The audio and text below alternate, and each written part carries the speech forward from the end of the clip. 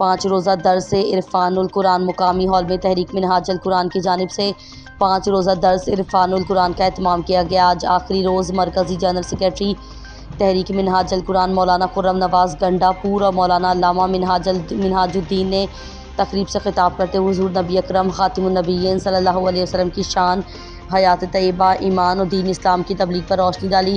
انہوں نے کہا کہ قرآن اور پیغمبر اسلام کی تعلیمات پر عمل پیرا ہو کر ہی انسان کامیاب زندگی بسر کر سکتا ہے، جس کے لیے ہمیں اپنی زندگیوں کو قرآن کے مطابق ڈھالنا ہوگا۔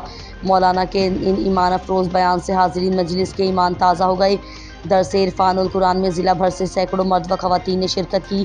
تقریب کے اختتام پر تحریک منہاج القرآن کے زیر تعلیم طلباء و طالبات اور دیگر شرکاء میں انعامات تقسیم کیے گئے اور قرآن دازی سے قرآن پاک کے تحائف بھی دیے گئے۔